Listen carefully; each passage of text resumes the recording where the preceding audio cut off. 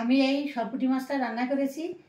কিভাবে কি রান্না করেছি, কিভাবে কি করলাম, আপনারা সবাই দেখতে থাকেন।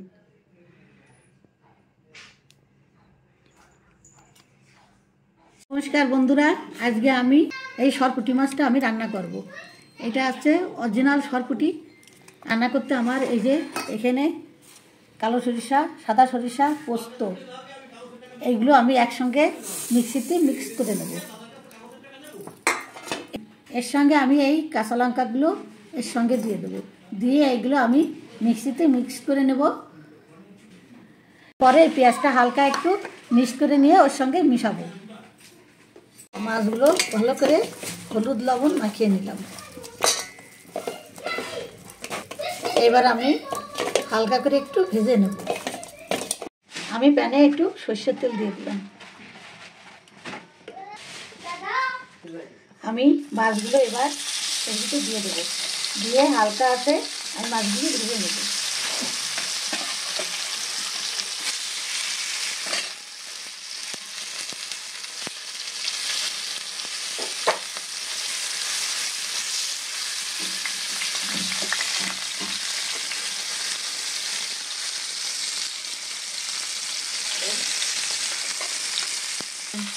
এবার আমি এই মাছগুলি সব তুলে নেব। এই যে হালকা করে একটু নেড়ে নিয়েছি, এবার আমি এগুলি তুলে নেব। কাট করে আমি ভেজে নেব, হালকা করে ভেজে নেব। আমি একইভাবে মাছগুলি আবার একটু হালকা করে আমি তুলে নিলাম, একটু নেড়ে নিয়েছি। এখন আমি তুলে নেব, হালকা করে একটু এপিট ওপিট করে নিয়েছি। আমি এর ভিতর দুটো কালো জিরে ফোড়ন দিয়ে দিলাম, একটু পেঁয়াজ দিয়ে দিলাম,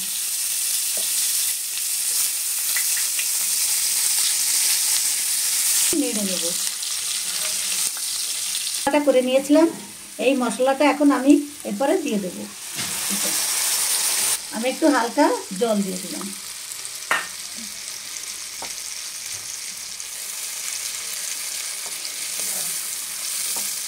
আমি কালারের জন্য এই কাশ্মীরি লঙ্কার গুঁড়োটা দিয়ে দিলাম।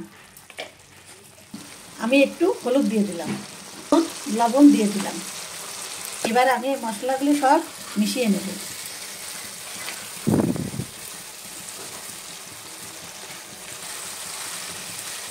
আমি মশলাটা ভালো করে কষিয়ে নিয়েছি, এটা তেল ছেড়ে দিয়েছে। এবার আমি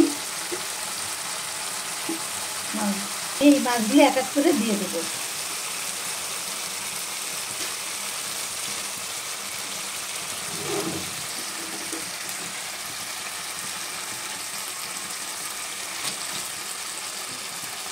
এগুলি আবার আমি উল্টে পাল্টে নিলাম।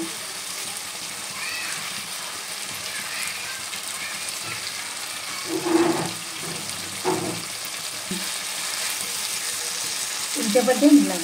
এবার আমি এর ভিতর আমি জলটা দিয়ে দেবো, সামান্য একটু জল দিয়ে দেবো। এবার আমি ঢেকে দেবো।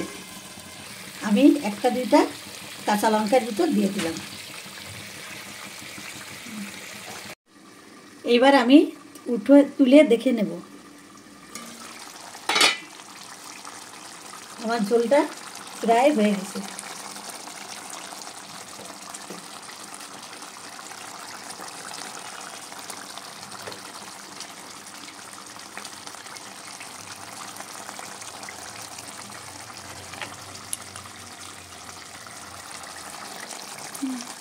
আমার রান্নাটা হয়ে গেছে, এখন আমি ঢেলে নেব।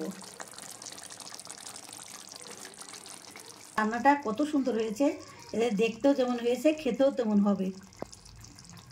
খুবই সুন্দর লাগে দেশীয় পুঁটি, সরপুঁটি।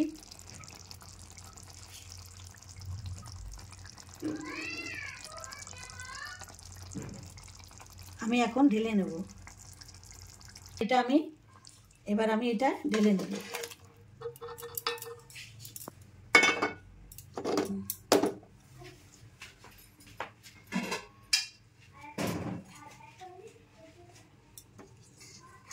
এবার আমি এটা পরিবেশন করে দেখাবো।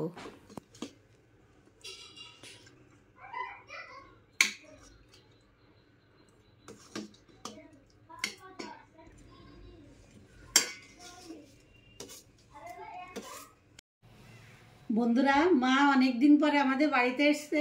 এই মাছটা মার খুবই প্রিয়, তাই এইভাবে রান্না করলাম। আপনারা এইভাবে রান্না করে খেয়ে দেখবেন, আশা করি ভালো লাগবে। আমি যেভাবে রান্না করেছি ইউটিউব চ্যানেলে সবই দেওয়া আছে, আপনারা এইভাবে খাবেন। এই পর্যন্ত শেষ করছি, রাখুন। দিদিভাইরা এই মাছটা এইভাবে রান্না করে খেয়ে দেখুন, ভালো লাগবে।